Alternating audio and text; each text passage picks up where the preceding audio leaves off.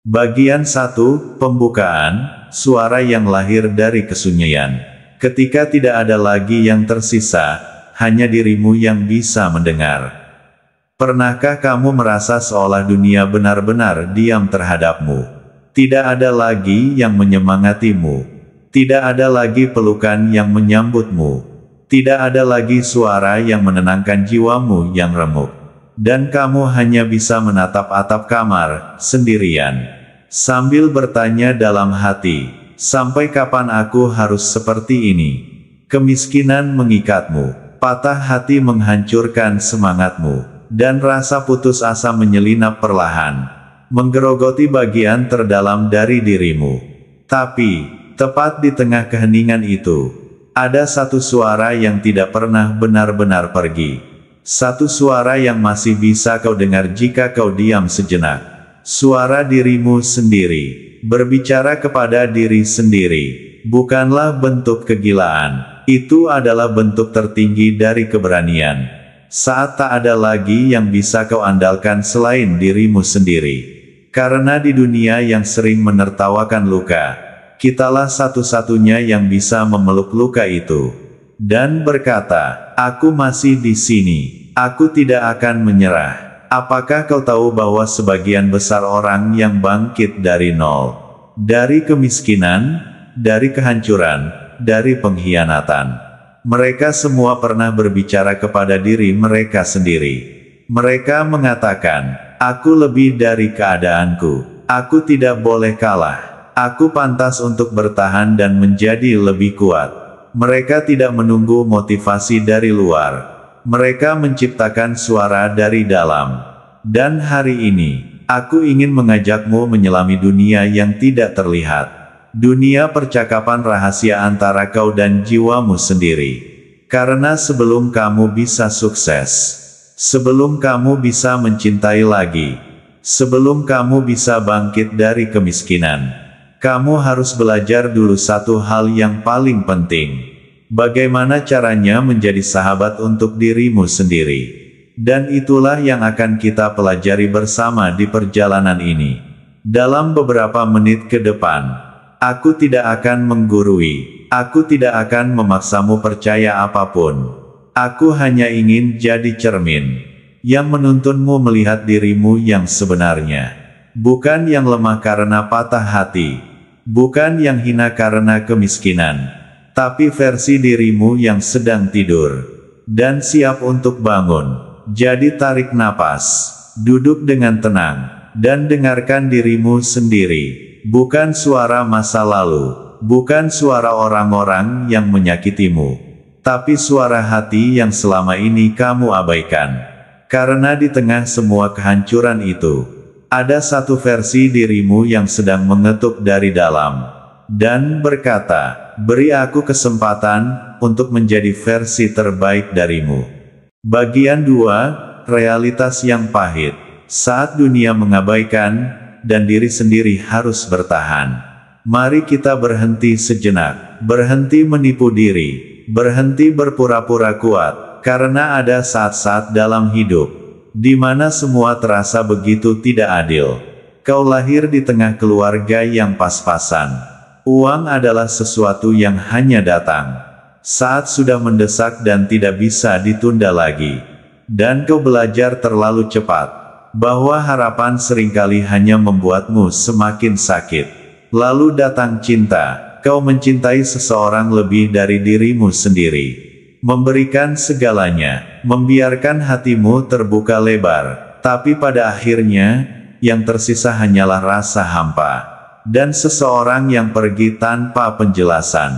Dan yang paling menyakitkan dari semua itu, bukan hanya kehilangan, tapi saat orang lain tetap tertawa, tetap sukses, tetap dicintai. Sementara kamu berjuang sendirian dengan luka yang bahkan tidak terlihat. Kamu berusaha tersenyum, tapi batinmu terus menjerit. Mengapa hidupku seperti ini? Mari kita akui, kemiskinan bukan hanya tentang tidak punya uang. Ia adalah luka mental, yang membuatmu merasa tidak berharga, tidak cukup, selalu kurang. Dan patah hati bukan hanya tentang kehilangan seseorang. tapi kehilangan arah. Hilangnya rasa percaya pada cinta. Dan lebih parah lagi, hilangnya rasa percaya pada diri sendiri. Tapi tahu apa yang lebih menyakitkan dari semua itu? Saat kamu sadar bahwa tak ada seorang pun yang benar-benar peduli. Semua orang sibuk dengan hidupnya. Mereka tidak mendengar saat kamu menangis dalam diam. Mereka tidak melihat saat kamu mengunci diri berhari-hari. Mereka tidak tahu bahwa kamu hampir menyerah. Tapi masih bertahan, hanya karena kamu tidak punya pilihan lain. Tapi justru di titik inilah suara dari dalam mulai muncul. Bukan suara lemah, tapi suara yang berbeda. Suara kecil, yang tidak berteriak, tapi tetap ada. Suara itu berkata, kamu masih hidup. Dan selama kamu masih hidup, kamu masih bisa berubah. Masih ada satu orang yang bisa menyelamatkanmu, dan itu adalah kamu sendiri. Ya, hidupmu mungkin tidak ideal, mungkin tidak seperti yang kau impikan. Tapi kamu masih punya satu kekuatan besar yang tidak bisa diambil siapapun. Kekuatan untuk memilih siapa kamu akan menjadi. Mengajak berpikir, kamu bisa saja memilih untuk menyerah. Tapi kamu juga bisa memilih untuk bangkit. Tidak sekaligus, tidak hari ini juga. Tapi perlahan. Satu langkah, satu percakapan kecil dengan dirimu sendiri setiap pagi. Aku masih di sini. Aku belum selesai.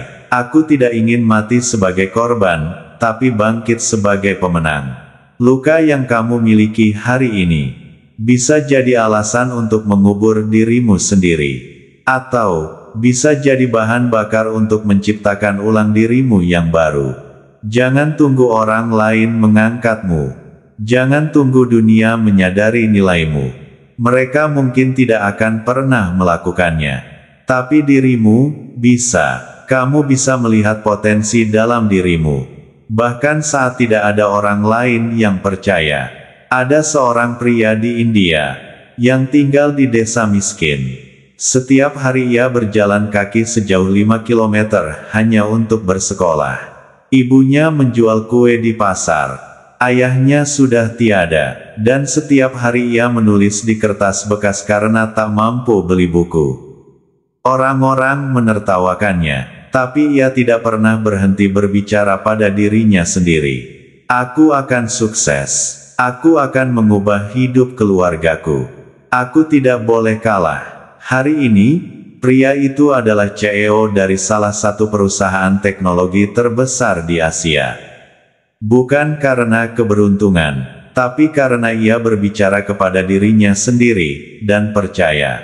Jadi hari ini, aku ingin kamu berhenti sejenak. Tatap dirimu di cermin, dan ucapkan, aku tahu dunia belum adil. Aku tahu aku sering merasa hancur. Tapi aku juga tahu, aku belum selesai. Aku masih punya kesempatan untuk membuktikan bahwa aku bisa menjadi versi terbaik dari diriku. Karena hanya ketika kita menghadapi realitas, kita bisa mulai membangun kekuatan untuk mengubahnya. Luka tidak harus hilang untuk bisa sembuh. Kadang, kita hanya butuh cara baru untuk hidup bersamanya. Bagian 3, Filosofi Diri dan Pemulihan. Merangkai diri dari kepingan luka, self-talk, stoikisme, dan kebangkitan. Setelah kamu jujur pada kenyataan, setelah kamu melihat bahwa hidup ini pahit, maka muncullah pertanyaan besar, bagaimana caranya bangkit, bagaimana caranya menguat, saat yang kau miliki hanya kepingan luka. Hari ini, kita akan membicarakan tentang pemulihan. Bukan pemulihan yang cepat, bukan pemulihan instan, tapi pemulihan yang dimulai dari dalam. Bukan dari motivasi orang lain, tapi dari suara baru yang kamu bangun sendiri. Di dalam dirimu, suara yang berkata, aku akan jadi kuat, walau sedang lemah. Aku akan bertahan, walau ingin menyerah. Aku akan mencintai diriku sendiri, walau dunia membenciku. 1. Self-talk. Ilmu psikologi yang terlupakan. Di dalam ilmu psikologi, ada konsep bernama self-talk, atau berbicara kepada diri sendiri. Tapi bukan asal bicara. Ini adalah teknik yang digunakan oleh atlet, tentara, dan para penyintas trauma. Untuk membangun kekuatan mental, self-talk positif adalah kalimat yang kita tanamkan berulang-ulang, hingga otak mulai mempercayainya sebagai kenyataan. Contoh kalimat sederhana yang terbukti kuat secara ilmiah. Aku bisa melewati ini. Ini sulit, tapi aku pernah melalui yang lebih buruk. Aku tidak sempurna, tapi aku cukup. Aku bertumbuh, walau perlahan. Kalimat-kalimat ini bukan untuk membohongi diri, tapi untuk memprogram ulang mentalmu, agar tidak lagi dipimpin oleh trauma, luka, atau kegagalan. 2. Stoikisme, jalan sunyi untuk kekuatan mental. Di masa Romawi kuno, para filsuf stoikisme mengajarkan satu hal. Kita tidak bisa mengendalikan dunia, tapi kita bisa mengendalikan respon kita terhadap dunia. Seorang filsuf stoik bernama Epictetus pernah berkata, bukan apa yang terjadi padamu yang menghancurkanmu, tapi bagaimana kamu menanggapinya. Kau mungkin tidak bisa mengubah masa lalu. Kau mungkin tidak bisa menghindari kehilangan.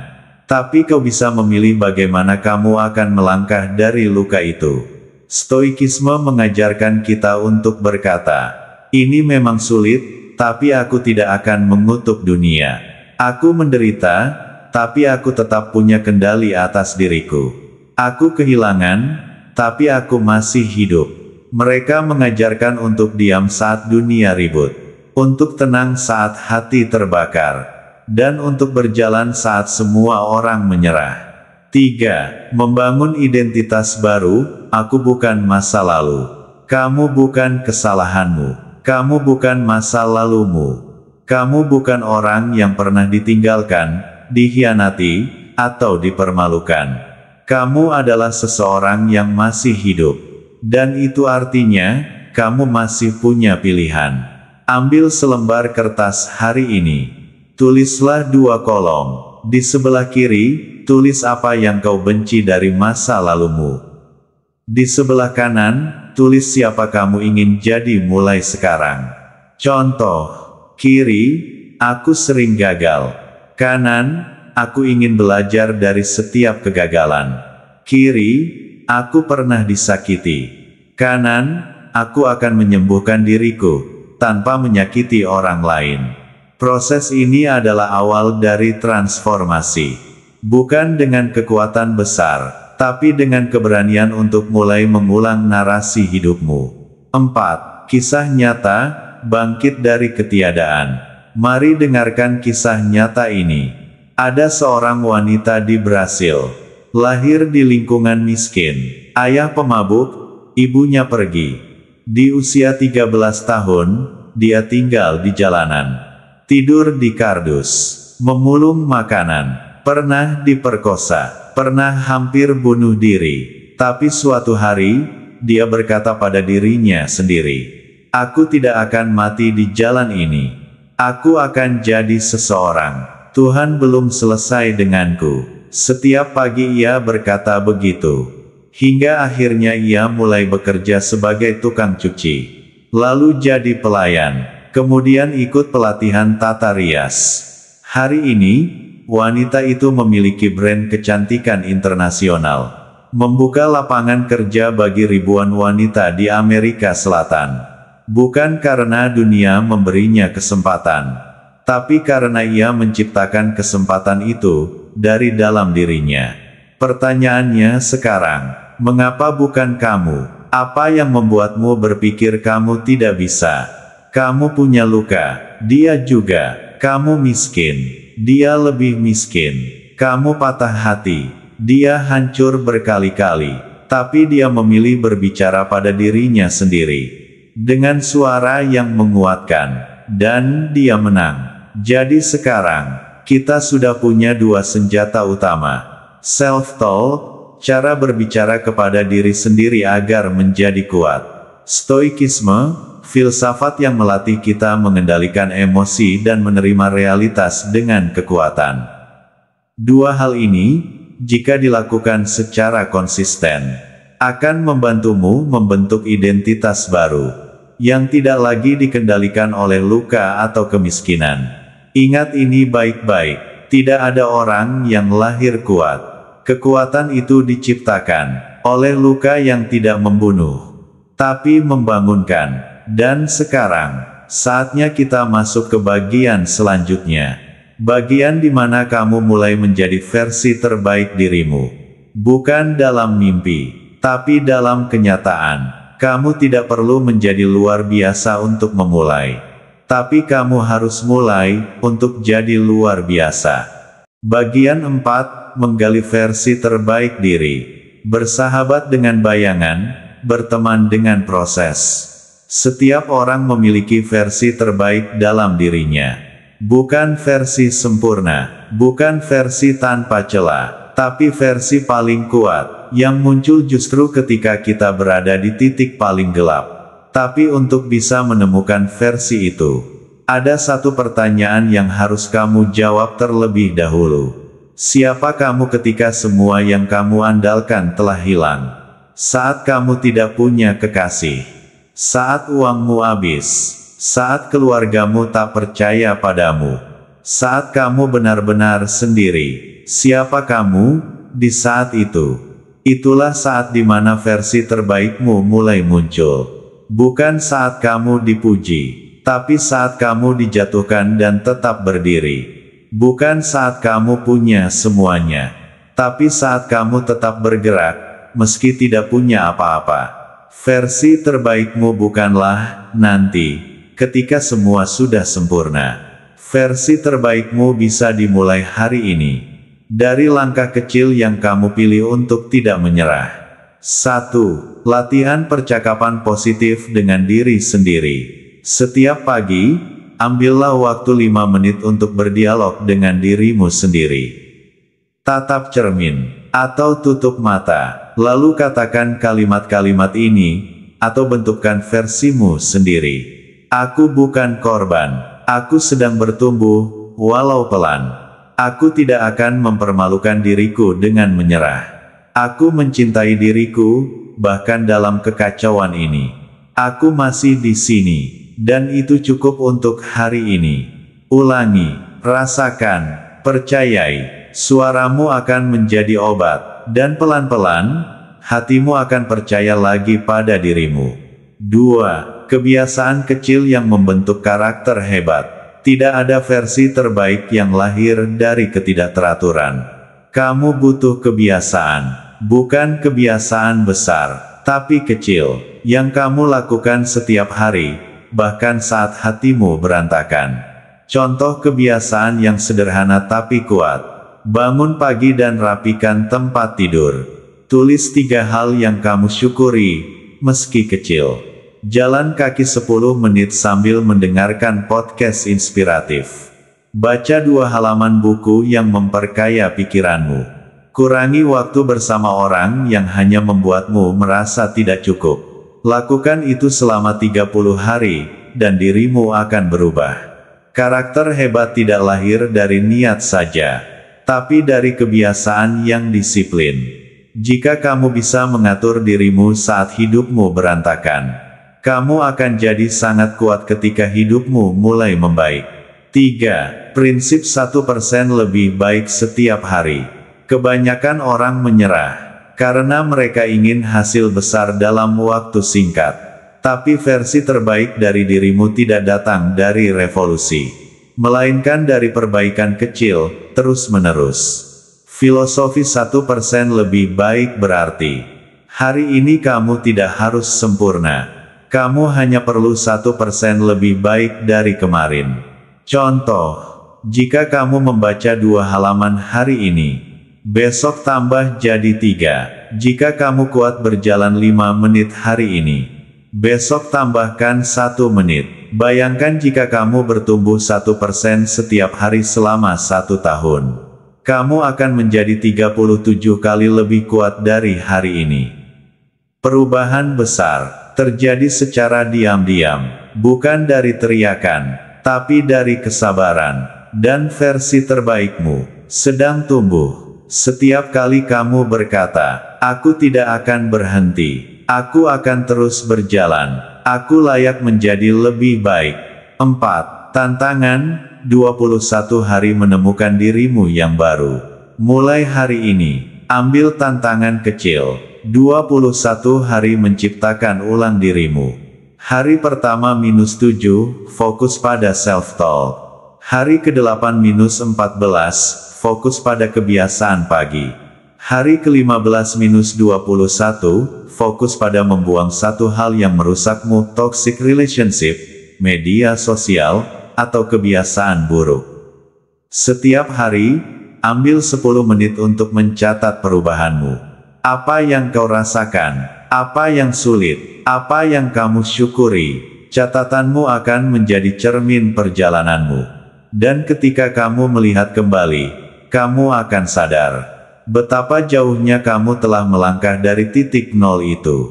Versi terbaik dirimu bukan orang lain, bukan selebriti, bukan motivator, tapi kamu yang bertahan, yang jatuh tapi bangun, yang terluka tapi tidak membalas, yang dicaci tapi tetap melangkah. Jadi hari ini, izinkan aku ulangi. Kamu tidak perlu menjadi luar biasa untuk memulai. Tapi kamu harus mulai untuk jadi luar biasa. Dan sekarang, mari kita masuk ke bagian yang paling ditunggu. Membangun jalan menuju kesuksesan. Bukan kesuksesan di mata orang lain, tapi versi sukses yang kamu sendiri ciptakan. Dengan prinsip, dengan perjuangan, dengan hati yang pernah patah, tapi tidak mati. Sukses bukan hanya tentang hasil, tapi tentang keberanian untuk tetap melangkah, meski di tengah luka dan kehilangan. Bagian 5, membangun jalan menuju kesuksesan. Menemukan jalan, bukan menunggu undangan. Sukses bukan sesuatu yang ditemukan oleh orang yang menunggu. Sukses adalah sesuatu yang dibentuk oleh mereka yang bergerak, meski dalam kondisi paling lemah. Dan hari ini, kau tidak lagi berada di tahap bertanya, "Mengapa aku?" Tapi mulai melangkah pada pertanyaan, "Bagaimana aku bisa menciptakan hidup yang aku impikan?" 1. Apa itu sukses bagi orang yang pernah terluka? Sukses bukan hanya tentang uang. Bukan hanya soal gelar, popularitas, atau validasi. Sukses adalah saat kamu bisa melihat ke cermin dan berkata, "Aku tidak lagi membenci diriku. Aku tidak lagi dikendalikan oleh rasa takut. Aku hidup dengan arah, bukan sekadar bertahan." Untuk orang yang pernah kehilangan segalanya, sukses adalah bisa mencintai hidup lagi, tanpa syarat. Kau mungkin belum kaya, kau mungkin belum terkenal, tapi kalau hari ini kau bisa menahan dirimu untuk tidak menyerah. Jika hari ini kau bisa berkata, "Aku tetap lanjut," itu juga sukses. Jangan biarkan standar orang lain mendikte jalanmu. Sukses versimu mungkin sederhana, tapi itu tetap berharga, karena kamu yang menentukannya. 2. Membentuk visi hidup saat semuanya masih gelap. Visi hidup adalah lentera di tengah kegelapan. Banyak orang gagal bukan karena tidak punya kemampuan, tapi karena tidak tahu untuk apa mereka bertahan. Hari ini, aku tantang kamu untuk mulai menuliskannya. Bayangkan 5 tahun ke depan. Siapa kamu ingin jadi? Apa pekerjaanmu? Bagaimana relasimu dengan dirimu sendiri? Apa yang ingin kau berikan ke dunia? Ambil kertas, tulis 10 kalimat. Aku ingin, aku akan, aku sedang menuju ke. Contoh, aku ingin hidup yang damai, walau sederhana. Aku akan menjadi pribadi yang disiplin. Aku sedang menuju versi diriku yang kuat, jujur, dan tangguh. Tulisan ini akan menjadi kompasmu. Saat kau lelah, kau bisa membaca ulang. Dan ingat, kamu tidak hanya bertahan, kamu sedang berjalan ke suatu tempat. 3. Membawa luka sebagai bahan bakar, bukan penghalang. Luka adalah bagian dari perjalanan. Dan kamu punya dua pilihan. Membiarkannya menghentikanmu, atau menjadikannya bahan bakar. Pernah ditolak, gunakan itu untuk membangun dirimu. Pernah dihina, biarkan itu jadi alasan kenapa kamu harus berhasil. Pernah dikhianati, buktikan bahwa kamu tidak butuh mereka untuk bersinar. Steve Jobs dipecat dari perusahaannya sendiri. Oprah Winfrey dibilang tidak cocok untuk TV. J.K. Rowling ditolak berkali-kali oleh penerbit. Apa kesamaan mereka? Mereka menjadikan luka sebagai bahan bakar. Dan sekarang, giliranmu. 4. Strategi praktis, disiplin, rutinitas, dan tindakan kecil. A. Disiplin, musuh terbesar adalah rasa malas. Kamu tidak butuh motivasi setiap hari. Yang kamu butuh adalah sistem. Waktu bangun yang jelas, waktu kerja yang teratur, waktu belajar, waktu refleksi, waktu tidur. Disiplin adalah cinta terhadap masa depanmu. Bukan hukuman, tapi bentuk perawatan diri paling tinggi. B. Rutinitas, struktur untuk jiwa yang pernah kacau. Rutinitas menyelamatkan pikiran dari kehancuran. Buatlah struktur harian. 6 pagi, bangun, afirmasi, olahraga ringan. 7 pagi, sarapan plus rencana harian. 8 pagi, fokus pada kerja utama. Siang, refleksi atau baca. Malam, evaluasi hari dan journaling. Kamu bisa ubah sesuai kebutuhan. Tapi intinya, buat hari-harimu berarti. C. Tindakan kecil, kemenangan kecil yang konsisten. Setiap hari, buat satu komitmen kecil. Misalnya, hari ini aku akan menyelesaikan satu tugas. Hari ini aku akan menulis 100 kata. Hari ini aku akan menolak satu distraksi. Kemenangan kecil itu akan mengangkat harga dirimu sedikit demi sedikit. Jangan tunggu sukses besar untuk merasa berharga. Kamu sedang sukses. Setiap kali kamu melawan rasa malas, menjaga rutinitas, dan terus bertindak, walau hati masih terasa kosong. 5. Prinsip stoik terakhir, fokus pada yang bisa kau kendalikan. Akhiri harimu dengan satu pertanyaan sederhana. Apa yang bisa aku kendalikan hari ini? Bukan masa lalu, bukan sikap orang lain, tapi sikapku, pikiranku, dan tindakanku. Fokuslah pada itu, karena disitulah letak kekuasaan sejati manusia. Dan jika suatu hari kamu mulai ragu, jika suatu hari kamu jatuh lagi, ingat, jalan menuju sukses tidak lurus. Kadang menanjak, kadang gelap, kadang sepi, tapi selama kamu terus melangkah, kamu tidak sedang gagal. Kamu sedang berproses. Ketika semua telah kau hadapi, satu-satunya hal yang tersisa adalah berdamai dengan dirimu sendiri.